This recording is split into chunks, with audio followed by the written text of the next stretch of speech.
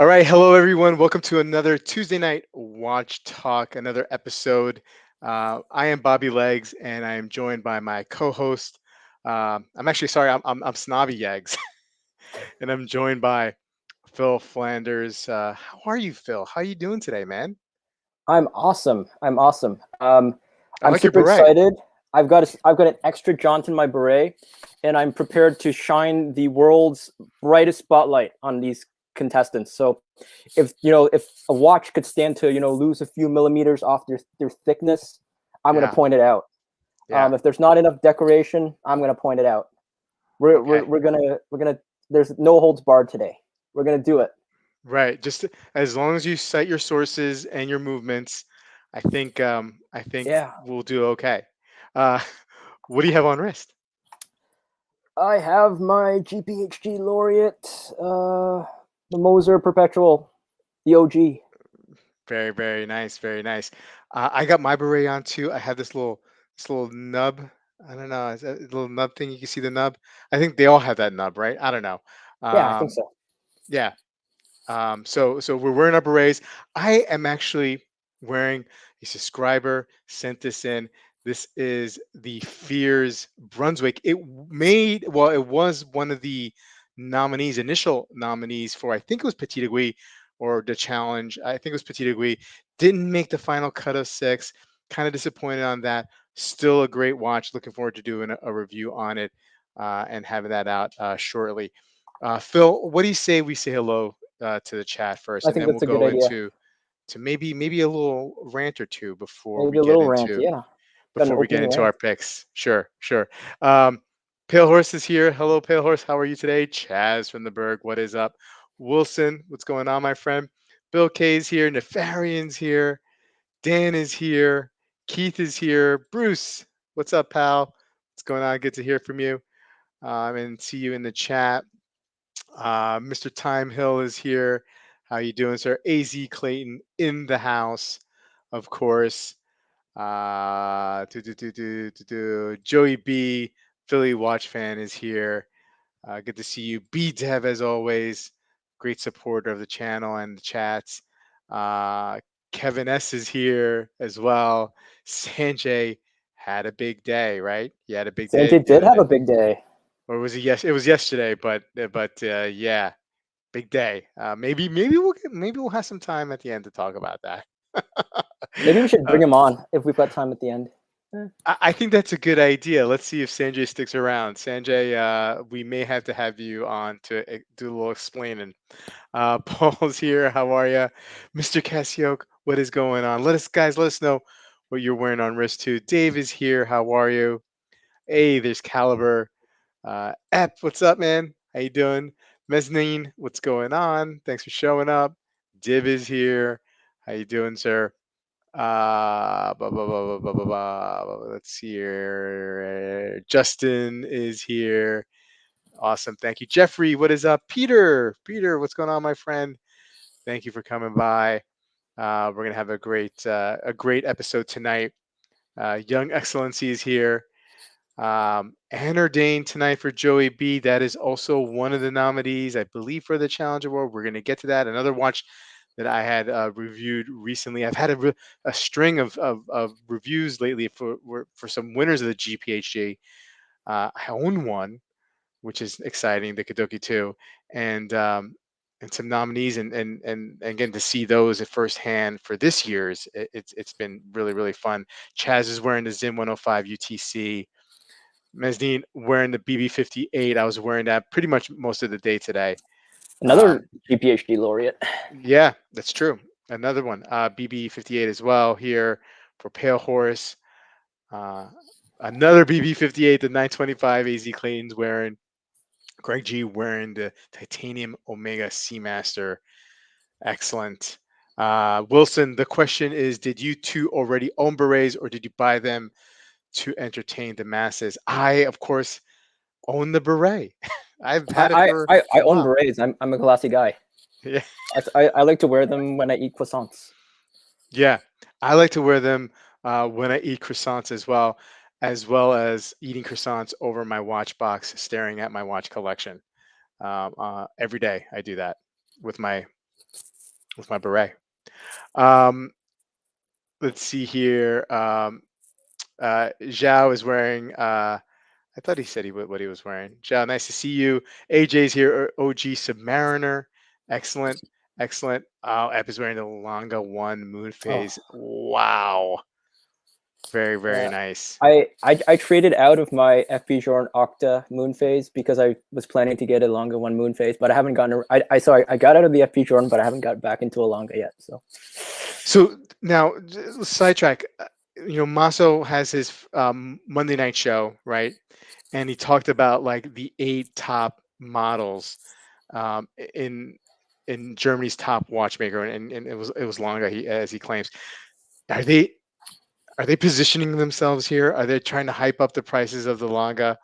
Oh, Are they? definitely, yeah. It's price fixing. Like Wolfgang will tell you that it's definitely price fixing because the prices are way different in Europe. So you can look at the disparity, and that's what Yeah, they're trying to corral. I think the Southeast Asian and the North American markets. yeah, yeah. Crazy, crazy stuff. Okay, so before we get into it, Marcus, or Phil, sorry, you have a couple things you want to say? Yeah. So when I made my picks, like I was thinking back to when I first started following the GPHG, and it was 2016. I think it was Mhm. 2016 or 2017. And I was, naive and wide-eyed. And I looked at this GPHG. I assumed it was, it was the watch. It was decided by the watch cognoscenti. Those, like, it was painstaking attention to detail, the judging. Yeah. They probably wore robes. They probably wore Hmm. wigs. They probably had a solar that they did it in. Like maybe they had a table that they gathered together, right? Right. And I assume that's what happens when the GPHGs were chosen. But then over the years, I've been following and picking, and I've been looking at it, and I'm like, what the heck is going on, guys? And I suspect that there's a lot of politics. There's a lot of transactional judging. Um, it kind of reminds me of like because Derek Jeter went to the Hall of Fame this year, right? So the question Yeah. was like I've always asked myself, how did Derek Jeter win 5 Gold Gloves when he was arguably the worst defensive shortstop in the for an entire decade? He might Right. have been the worst positional player for the entire decade, Wow. right? And when then I remember like how Gold Gloves were determined.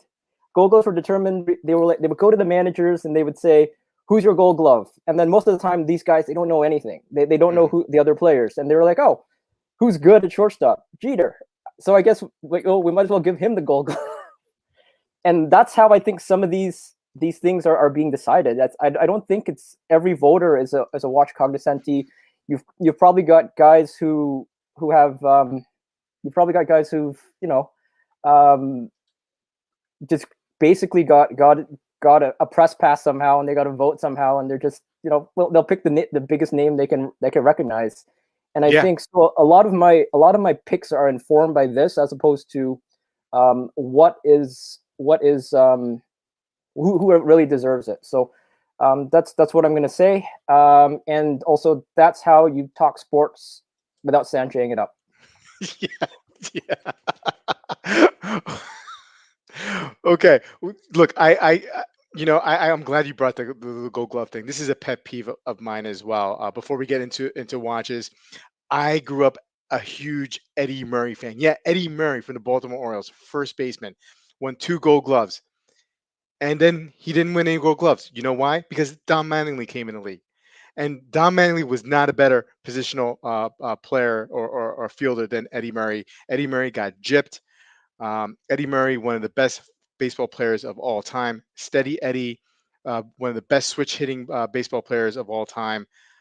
Doesn't get as much due. You know why? You know why he doesn't get that much due?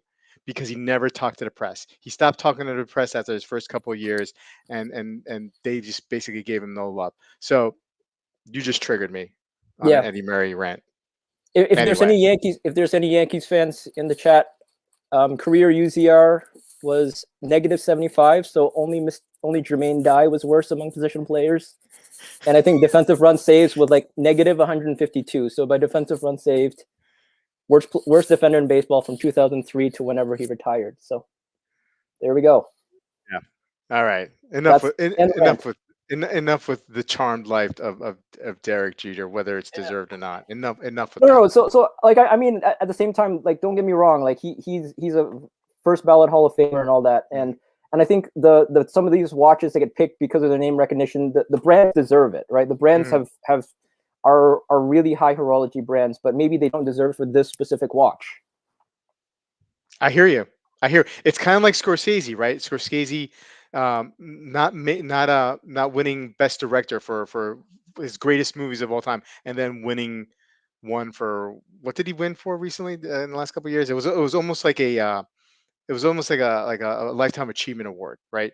For doing that. So it works. It works in both ways. Anyway, let's let's get to this. We got a lot to cover today. And the chat. We're looking for some input on what you guys think. Should do you Are you going to agree with Marcus and or Phil's and Snobby's picks? Snobby's. Um, love to hear what you say. Okay, let's get started. Okay, so we're going to go through the order as is presented on the website. Yeah, got a couple Phil, of warm ups. couple of warm ups. Yeah, batting practice here. Okay, so we got the ladies category, and I got to tell you one thing that stands right off the bat. I feel like I've seen that Piaget before, nominated before. You've seen that Piaget nominated before. You've seen that Beauvais nominated before, and you've seen that Yeah, Chanel nominated before. yeah. Okay, so I'll let you go first. Who do you pick? If you have a sentiment, I probably don't have a sentiment. Maybe you do.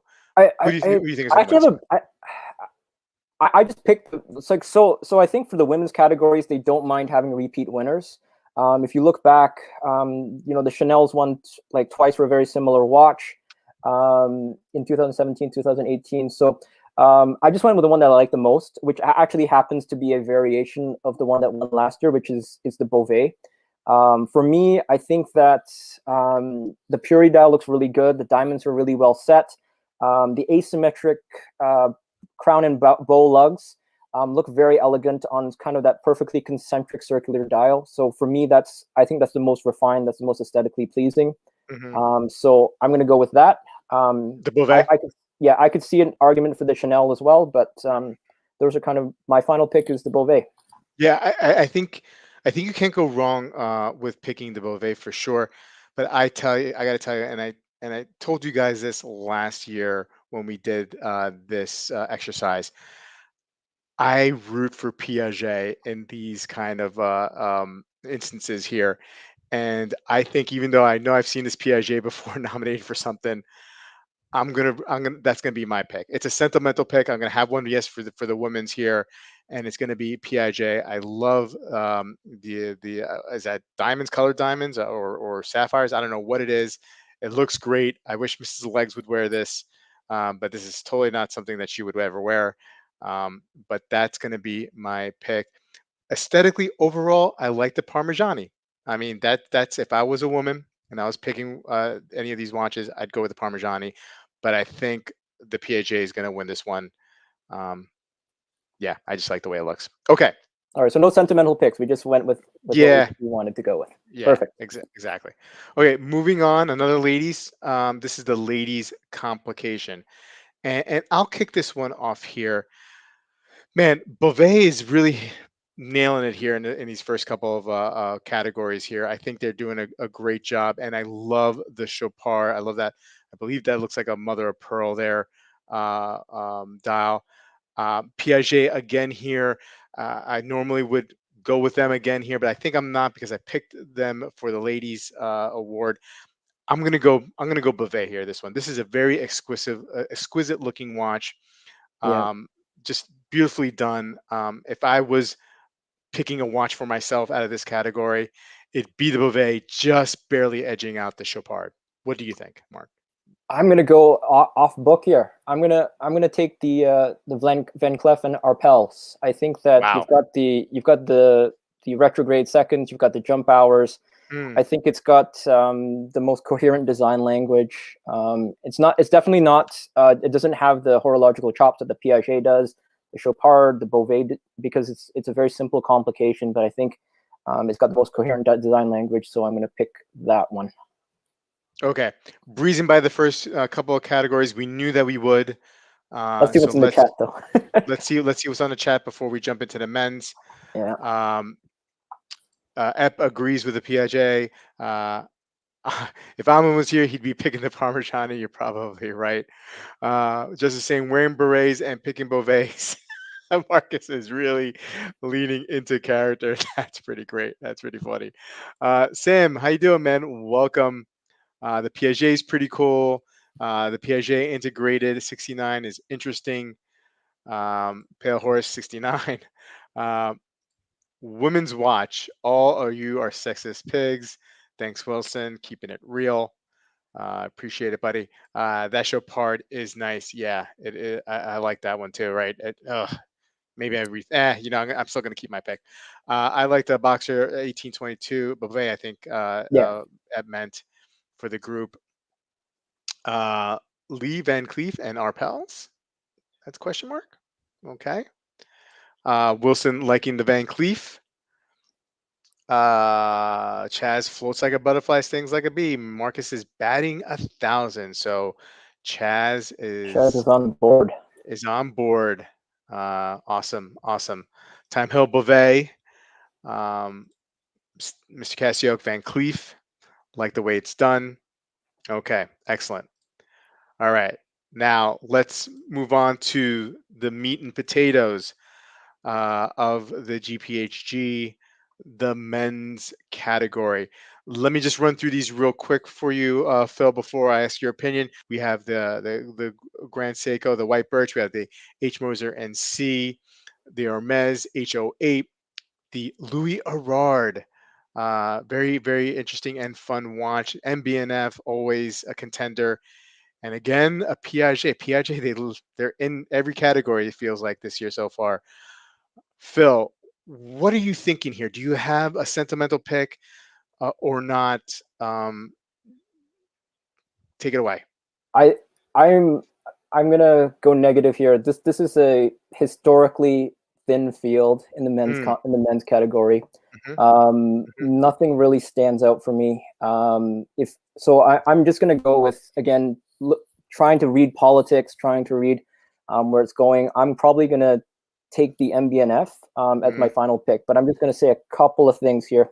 yeah. Um, I think that there is going to be some um, sort of consolation prize being handed out. So they're not gonna give the men's GPHG award to the Grand Seiko or the Moser, but I suspect one of them will get some sort of special award. They'll either call it like Audacity, or they'll call it a special jury prize, or they'll call it a public choice or something like that.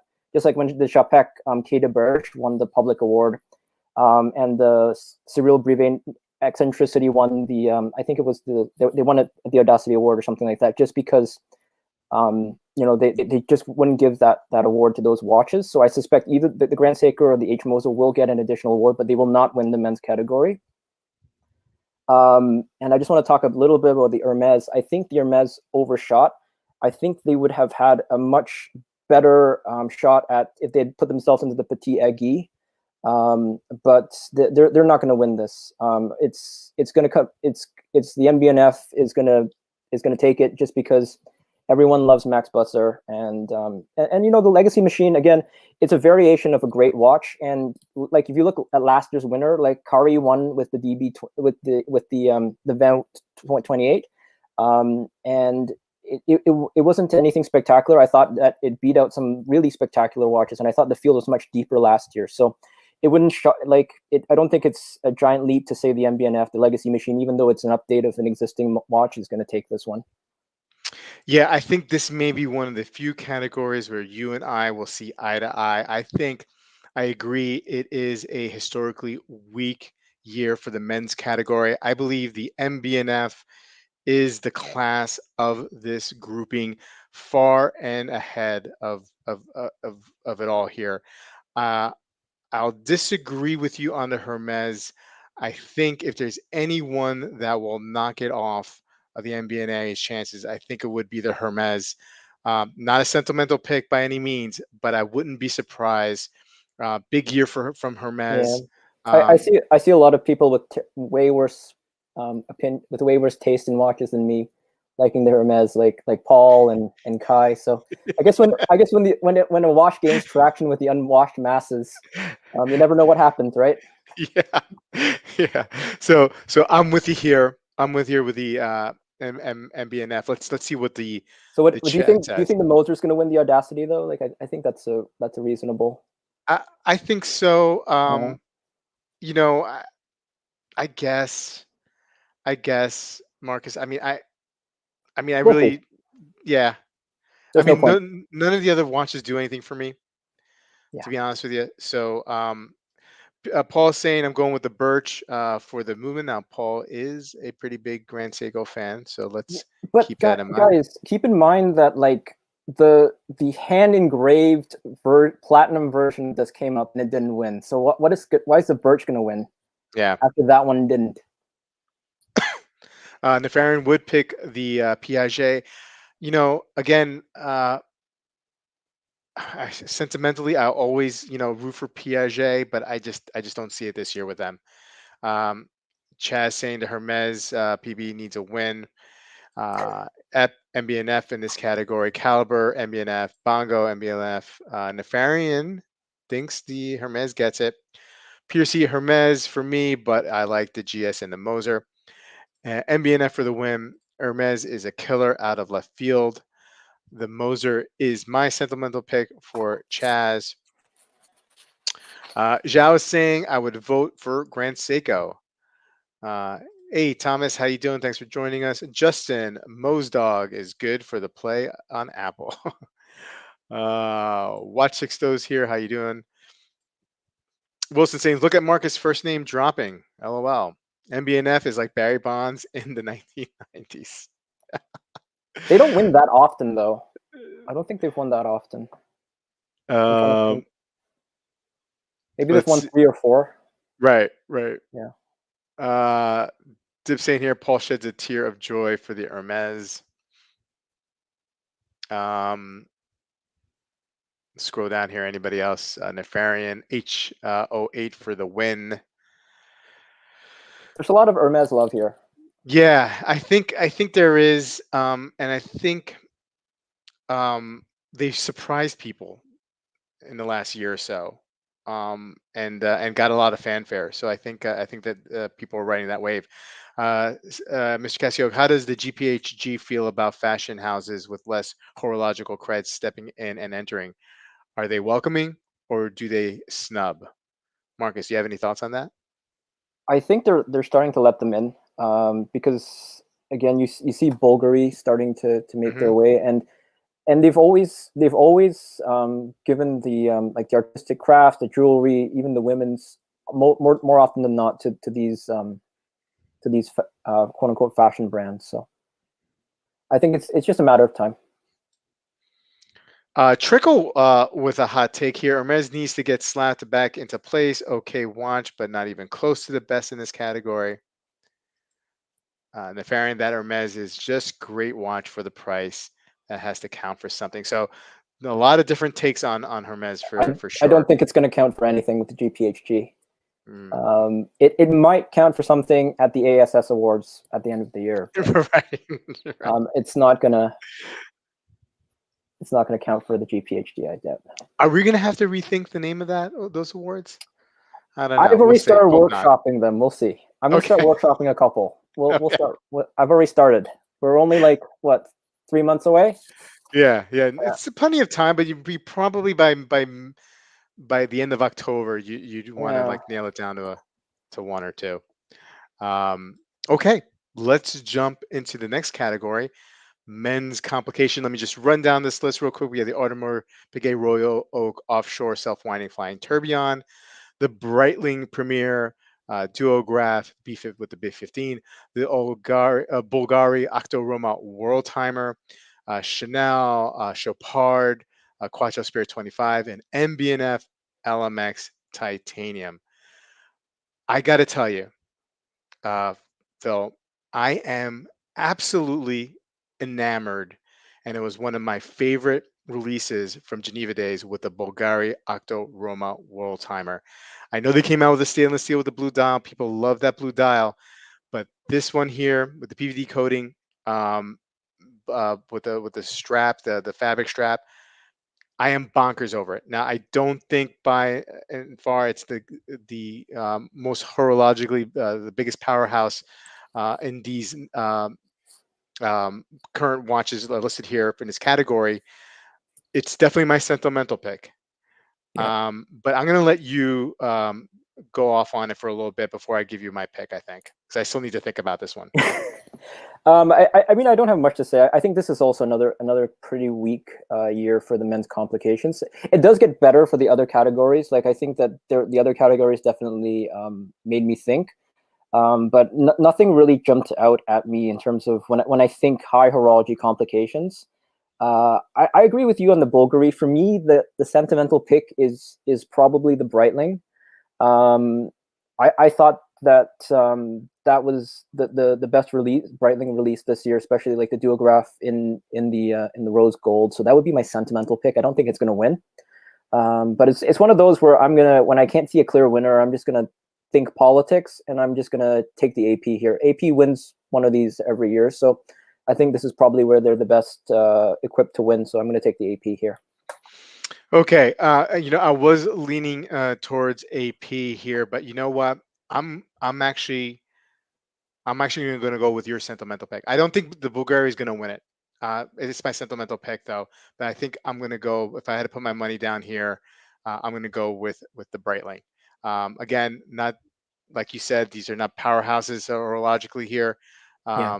but so with all that, with the playing field being even, uh, Breitling had a really good year, I think, and I think this is one, like you said, one of the best releases that they had.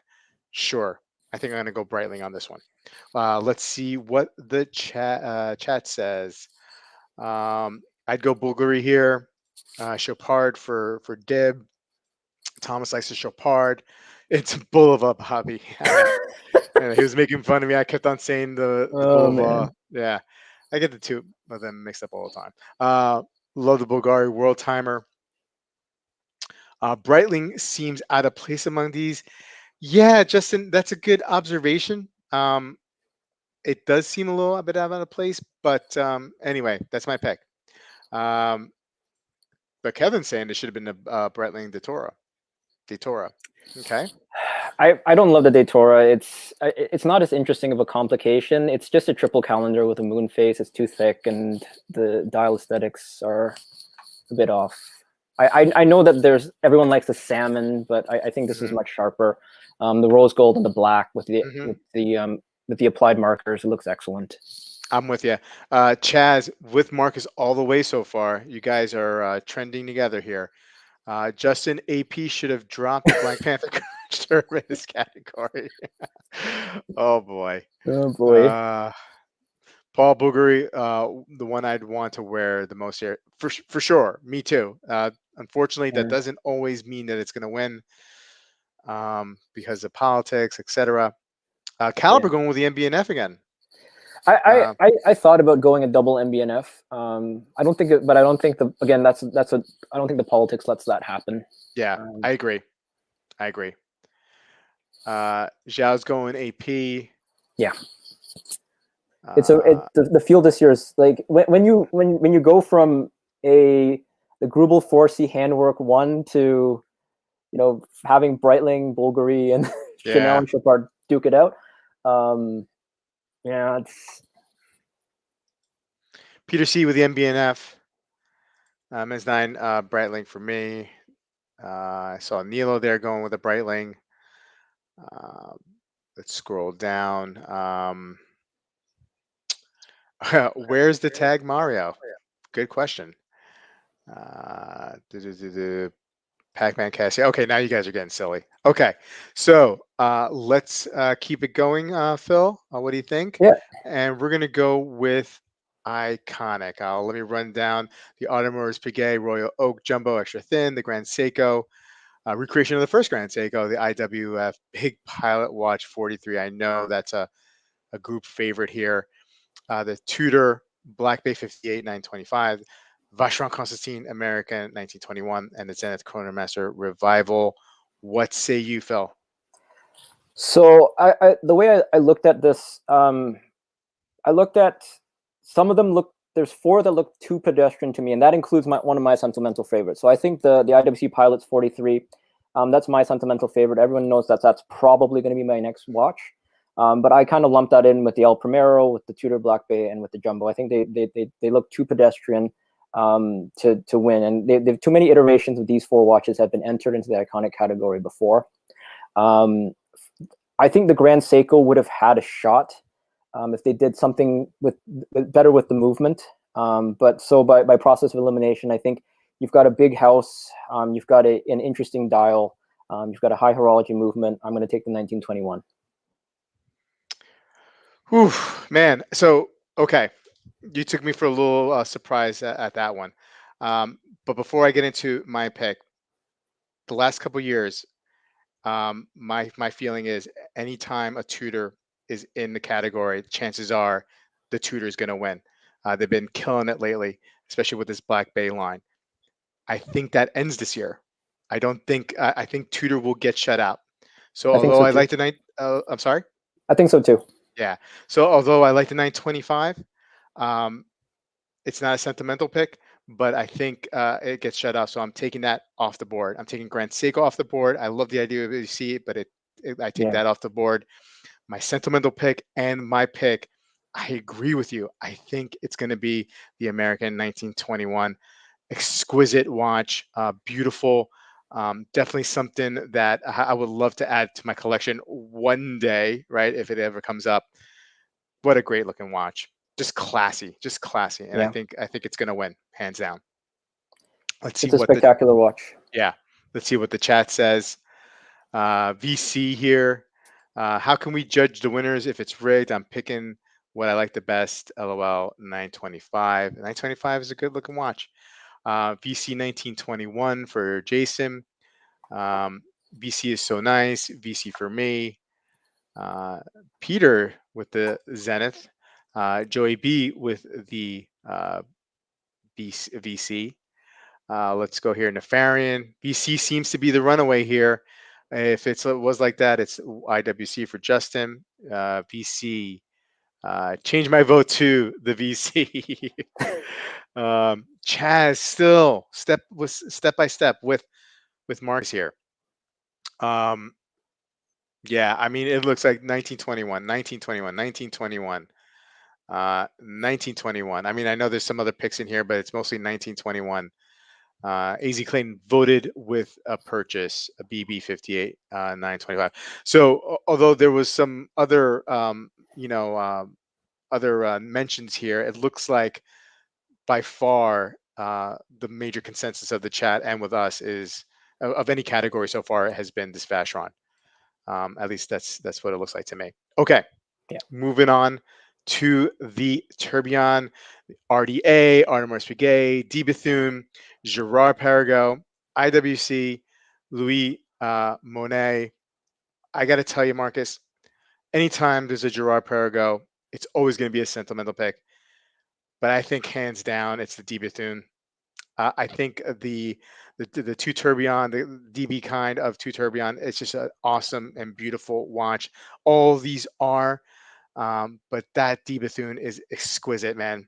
It's So exquisite. who's your Aggie Door winner though? If you pick the DB to win the Aggie Door, then they're not going to win the Tourbillon.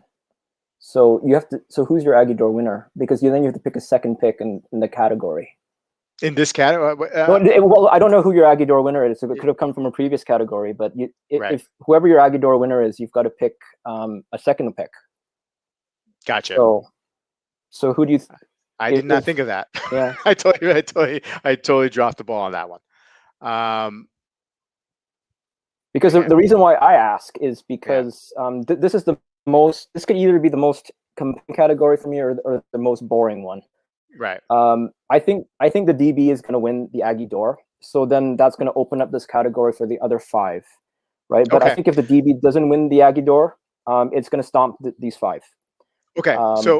So I'm with you again. I think then if that's the case, then you get an extra pick. Then I get an extra pick here. So then I'm gonna go with the Gerard Perregaux. Okay. Why not? I'm gonna go. I'm gonna get to you in the same place, but I'm gonna be a little bit more circuitous. I think that this is a category where there are no bad choices. So, but two really stand out for me. That I'm not going to pick. It's going to be the IWC and the Louis Moinet. Because if you think about a tourbillon, what's the big selling point of the tourbillon? It's the accuracy, right? Mm-hmm. So I think that the IWC and the Louis Moinet they achieve accuracy in different ways. So the IWC it's got a constant force escapement, so it's disconnected the gear train from the escapement, and then it's all the force is stored in the balance spring, and then it's metered out. So you've got constant power delivery to the regulating organ throughout the entire power reserve. So that's how I think they're going to increase the accuracy of their tourbillon. Louis Moinet, they do it a little bit differently because they have it's almost Grubel engineering, because it's got two tourbillons rotating on different axes, right? So I suspect that and that's extremely compelling. It's got handcrafted spaceships on the dial. So I think both of these two are extremely compelling. But again, if you were just to look at aesthetics, the suspended balance bridges, I'm going to pick the Gerard Perregaux. Yeah. As well as my pick with the DB as the Aggie door. Yeah, thank you so much for helping me out with that, because that D Bethune is my favorite watch of the whole thing. So it would have been my top pick. Let's see what the crowd says. Love the GP. Casio saying D Bethune. GP for Dan. Louis Money, is he related to Eddie? Did I say Money or did I say Monet? D Bethune. Be tuned. DB. Love AP. D Bethune, my Bethune. Okay. All right. All right.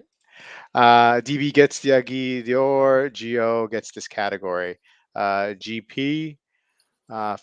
Joey saying that IWC is beautiful.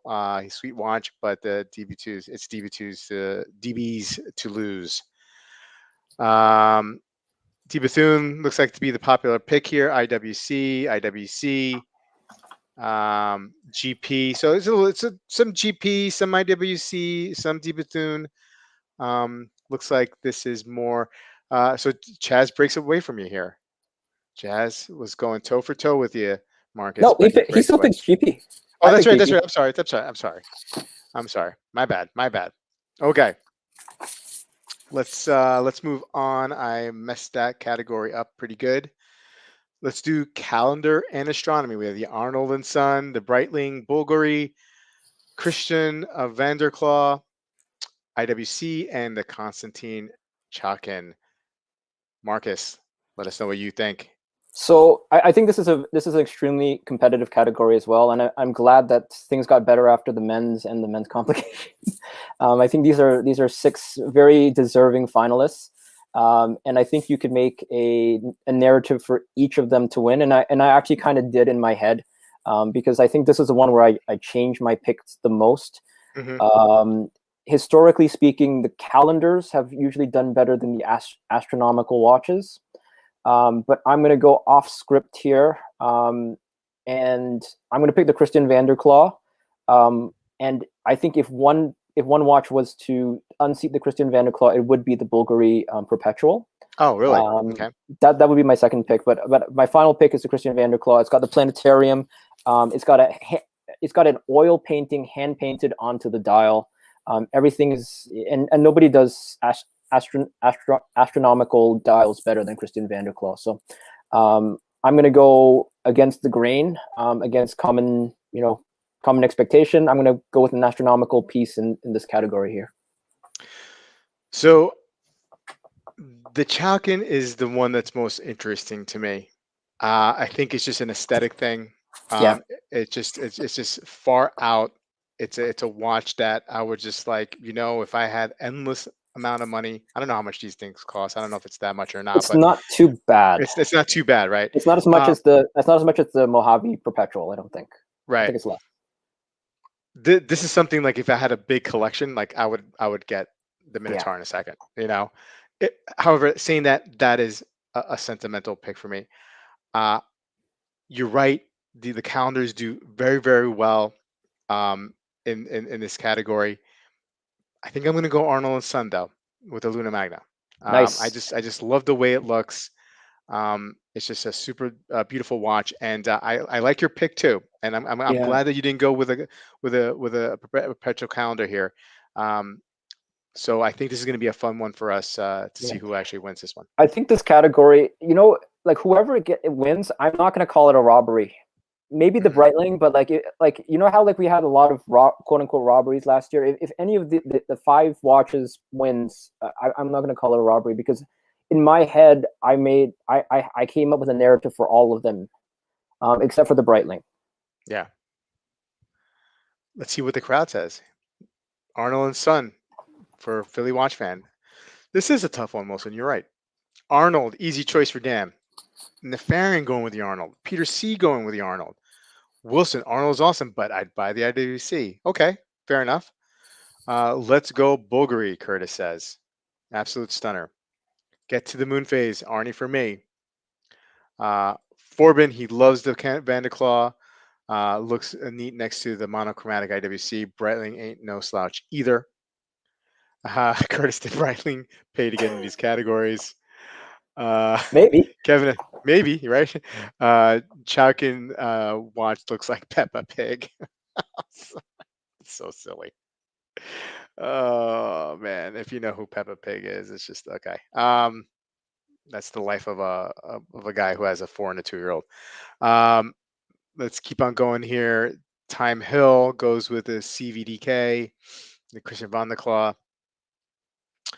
Now Chaz here. Now he breaks. Now he breaks from you. He goes Bulgari. He liked your second pick in this one, but he's Yeah. going Bulgari. Okay. If I know I'm going Bulgari, I like the AS for myself. Bulgari for the win. Yeah, Time I Hill. agree with Nefarian. Like if I were to, I think the Bulgari, I wouldn't want to own it. I'd rather own the Arnold and Son, but I think the Bulgari's got a better chance of winning. Yeah. Okay. Let's keep moving on. We're getting to the end. Well, kind of. Mechanical exception. Interesting category.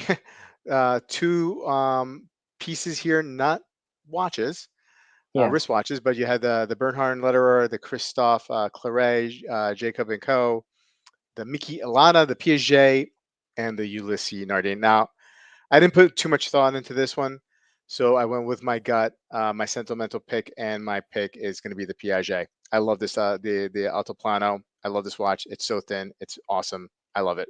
I'm picking it. Marcus. So I think there's a lot of noise in this category. It was really hard for me to declutter the noise, because each of them is so different that like how do you compare them, right? How are you going to judge them? I think that we can probably toss out the desk clocks. I think they're exquisite timepieces, but again, I don't think the judges are going to award one of these with the time with the final prize. Then I started ruling stuff out, because when you're looking at mechanical exception, the Claret and the Jacob and Co., it seemed like there was no, it was like all over the place. Like it was just, how many cool features can we cram into one watch, right? If you look at the Claret, it's got the tourbillon, it's got the minute repeater, it's got the automata. Same thing with the Jacob and Co., right?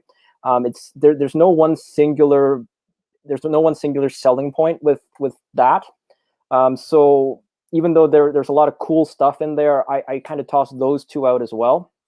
I think that the committee has gained a greater appreciation for ultra thin. They're starting to really respect it as a true high complication. But I went with the Bernhard Lederer, because this is the Grand Seiko on steroids. This is a double impulse escapement on steroids.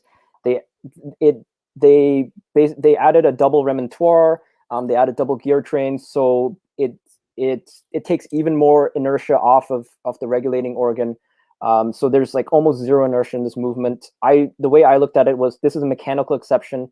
I'm looking for a singular superlative mechanical feature, and so I picked the Lederer.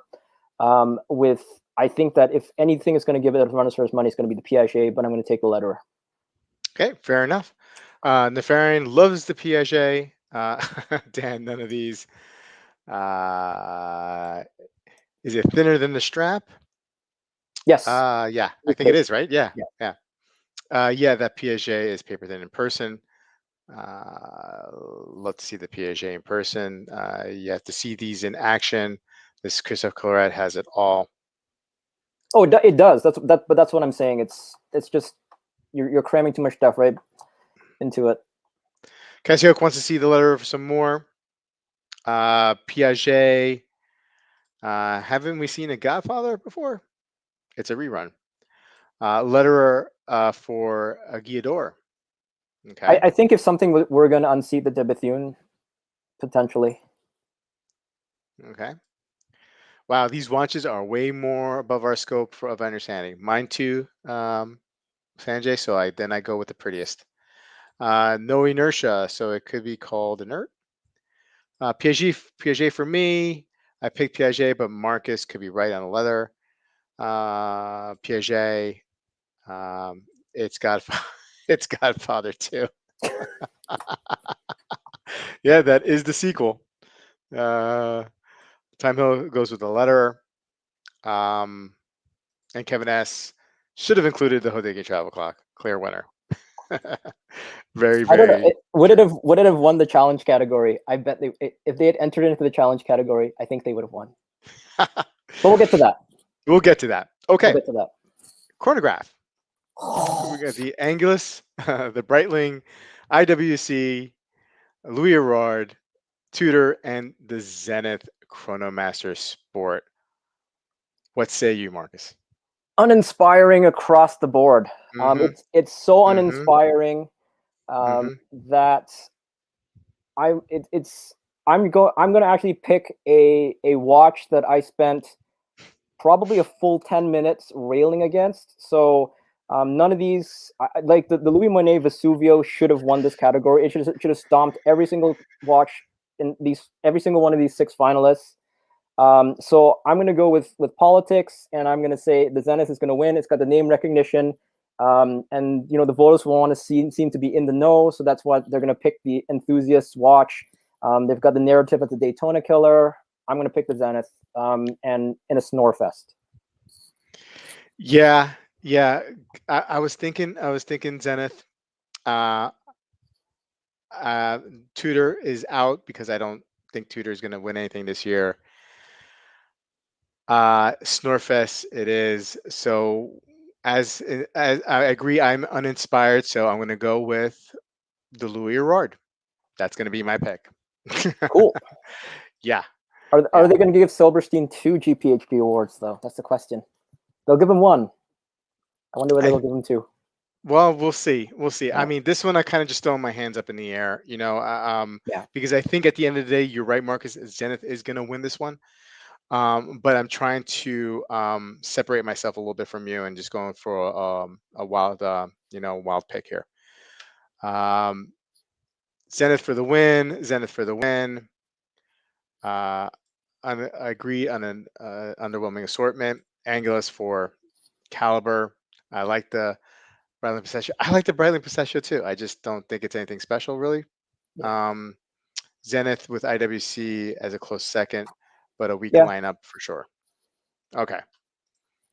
Let's get some excitement here. The divers. The divers are always fun. Doxa, we know somebody who has this watch. Yeah. Louis Vuitton, the Milas, Oris, Reservoir, and Ulysses Nardine. Okay, I'll kick this one off. I am not a fan of Oris. I probably, and so I'm not going to pick on Oris here. It's just that's what it is. I'm just sorry. I know Oris is very, very popular. The Ulysses Nardine is very interesting.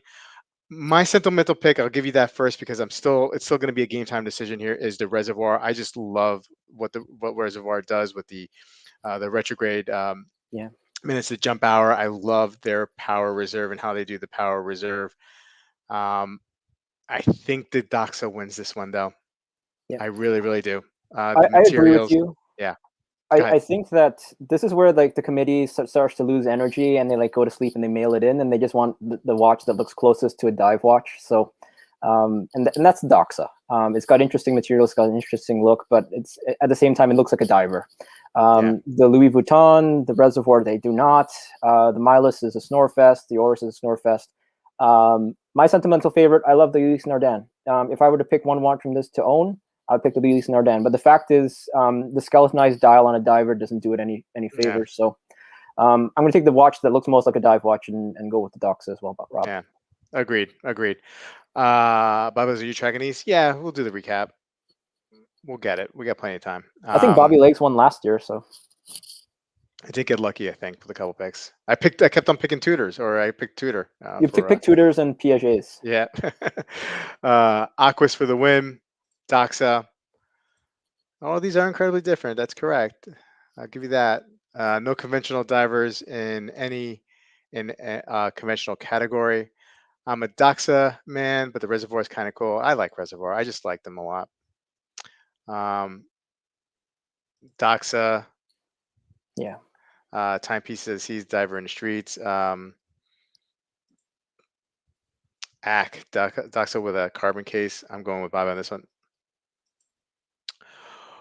Nilo punching in here with the Doxa. That timeout, did I put you up there? You went Doxa too? Okay. Chaz, I have to go UM because I'm saving Doxa for later. Oh, okay. I think I know where Chaz is going with that one. Moving on. Jewelry. Do we want to do this one? Can we skip this one, Marcus? I picked Bulgari, but I don't really care. We can skip it. Okay. I'll pick Piaget. Okay.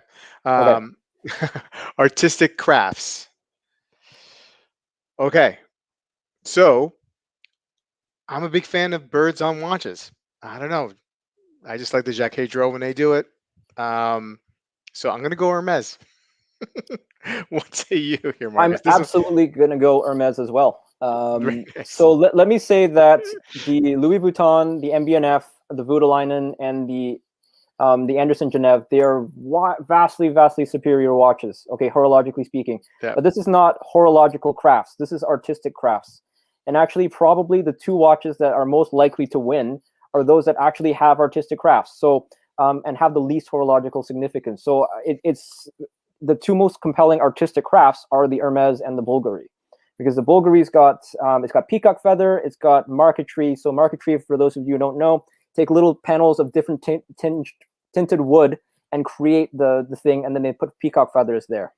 Hermes, they did something a little bit differently. They used colored silk and wove it into the enamel, created that. I think that's more interesting as an artistic craft, so I'm taking the Hermes. But I think that, you know, saying ew to this, it's you're not going to pick the conventional watch in this category. You have to pick something that's artistic crafts. Yeah. And so it's going to be the Hermes. Bird. I love bird watching. Get the Ed Hardy watch out of here. Giraffe watch for the win. Oh, the giraffe watch. It's like mosaic. Yeah, what Marcus said. Okay, all right. We're not gonna get this too much more time here. Okay. Exciting here. We're finally getting to the Petit Aiguille. Got a Breitling top time, the Garrick S4, Louis Erard regulator, Seiko, the recreation of the King Seiko SK, Trilobe maybe, and then Tudor, the Black Bay ceramic. What say you, Marcus, here? This is the one that I felt the most confident about. I think the Garrick is the obvious spiritual successor to previous winners like the Kadoka and the Habring. Yeah. It's you know, old-fashioned watchmaking. It's handcraft work. It looks beautiful. It looks conventional. And I really hope that the Tudor Black Bay ceramic doesn't jump in and, you know, robs it of what it deserves. So for me, I both my sentimental and my pick are the Garrick. Same here. Sentimental and pick. You're not going to get an argument here. I think the Garrick should run away with this one for sure. If Tudor wins, it's the fix is in. Absolutely. And yeah. So Garrick annihilating the chat here. Ooh, JB with Louis Aurora. Garrick.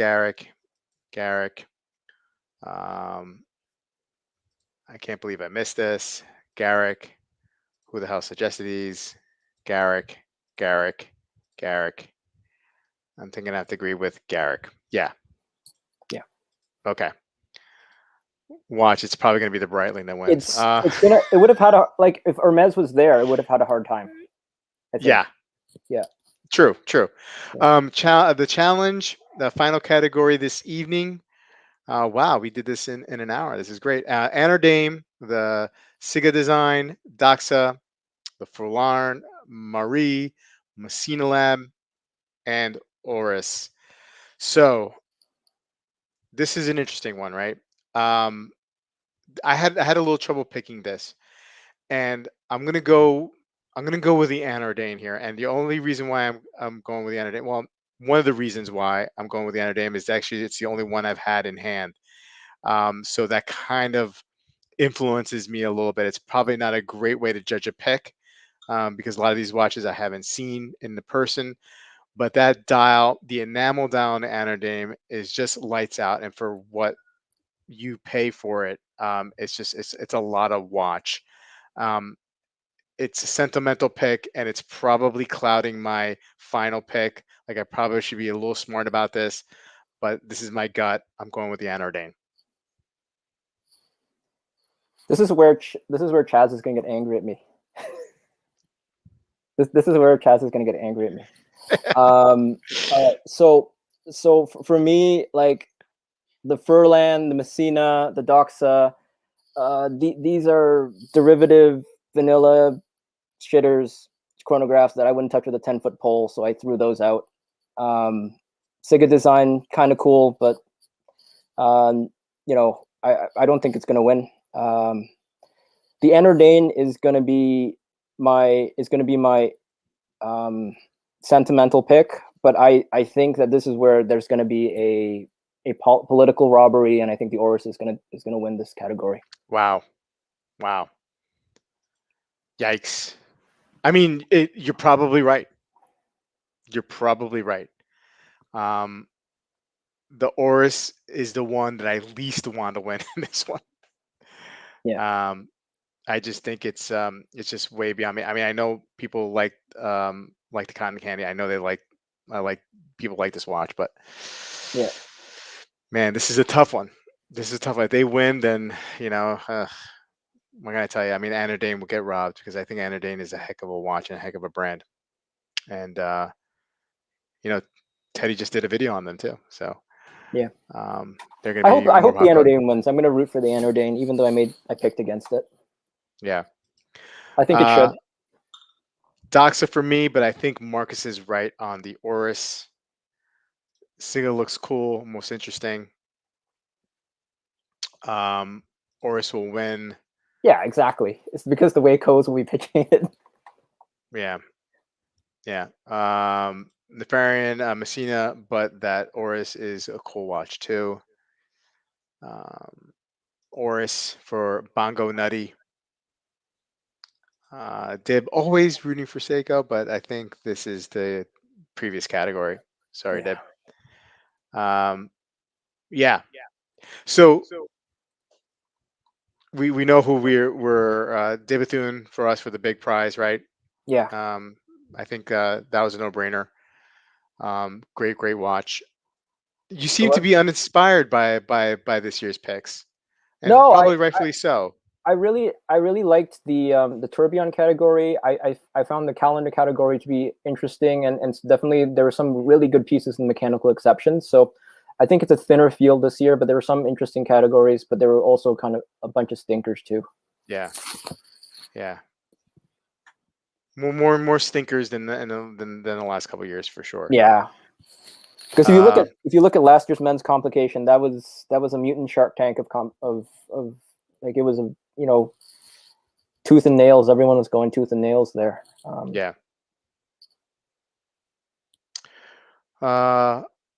Marcus, what do you think the Argonauts' chances are this year in the CFL? I have no idea. I don't watch Canadian football. If you don't play 4 downs, I'm not interested. I like that attitude. That's good. I like that. What else you got going on? Not much, not much. We should talk a little bit about the the AP new release. I'm excited. AP? AP. I love that they came out with a minute repeater in a in the Royal Oak. I think that's really fun. Let's see if it's up here on monochrome. These LFs look pretty nice.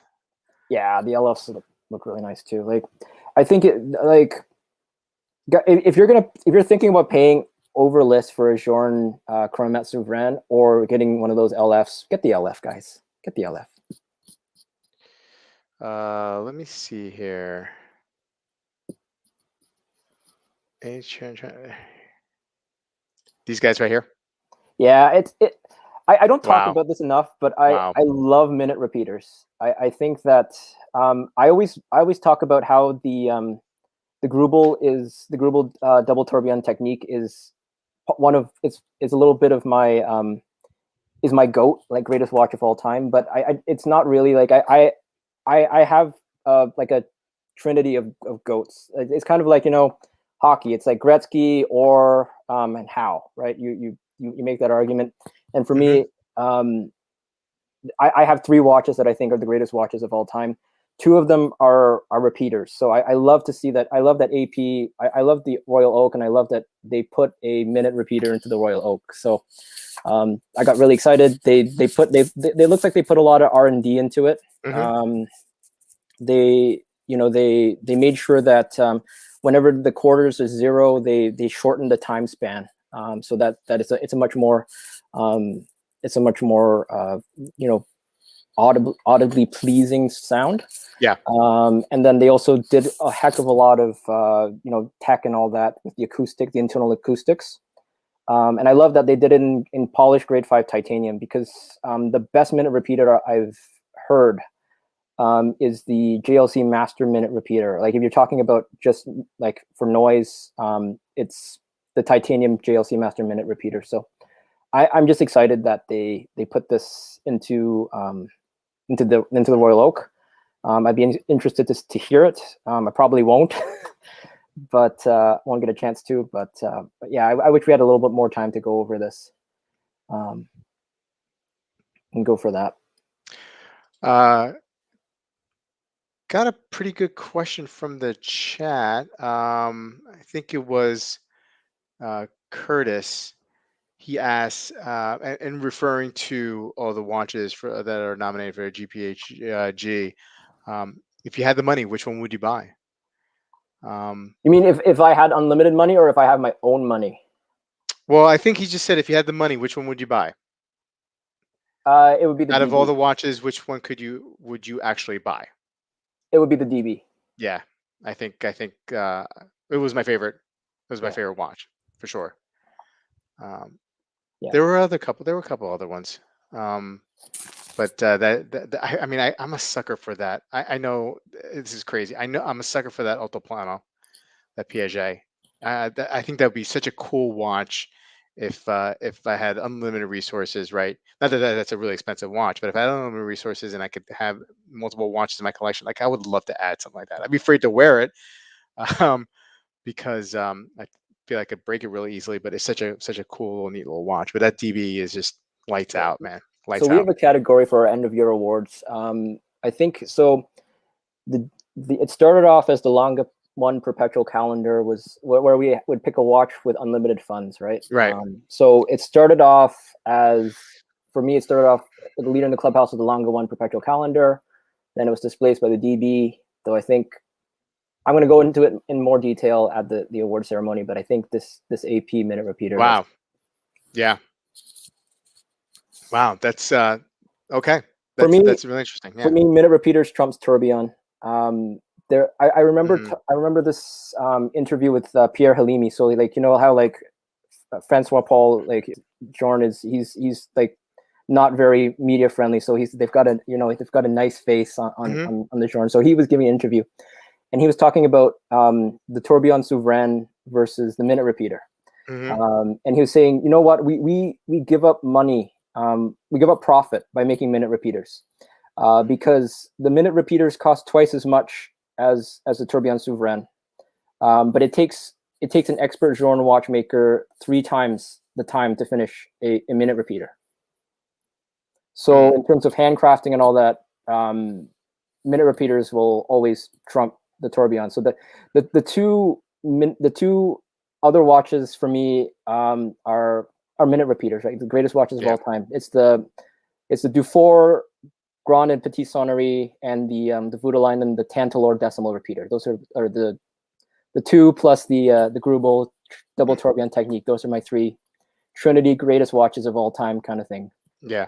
So I'm really excited about this minute repeater. I don't talk about minute repeaters enough because we never get into it, but I thought, we've got a couple of minutes at the end of the stream. So No, and I'm glad you brought that up. I still think, in regards to favorite releases this year, I still really dig that Glass Suit original, the panel inverse with the Gphg.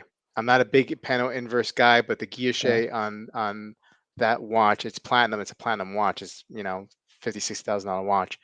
It's so super, makes that watch so much more interesting. Like, I hate the panel inverse, and it's just crazy how just a little bit of Gphg just totally changes my whole view on it. It's too bad Ahmed's not here. He would be so proud of you. Yeah. And my other 2 favorite releases are Bulgaris. I love that Bulgari tourbillon that came out, and that world timer. Yeah. Um, I think the complication, again, I don't feel particularly strong about either of my picks in those 2 categories. The Bulgari could definitely win. There was no standout complication. And if you're judging it by how complicated it is, yeah, the AP wins. But if you're judging it by how well a complication is executed, I think that changes how that category is going to get judged. Yeah. No, agreed. Kevin S. Marcus is dropping fire tonight, dropping knowledge. Absolutely. That's why Marcus is always a fun person to have on a stream or be doing a stream with you. I mean, I love doing this with you. And the beret, and we have matching berets. The beret is what gives me the knowledge. It keeps the knowledge from floating away. Mine is just my beret keeps the knowledge from coming in. So, well, that's what it is. What it is. Anyway, Marcus, great night tonight. We'll take down our picks. We'll make sure we have them written down, and then we'll see how we do. I think you got this one hands down this year. We'll see. Like, I think it's really, this is like Oscar picks, right? Yeah. Yeah. Anything else planned this week? Working? Yeah, I think it's just gonna be working. Yeah. Working. I hear you. Anyway, guys, we'll have a couple of reviews out this week, and then obviously Sunday night watch Soup with engineer wannabe Sanjay. Looking forward to doing that every Sunday.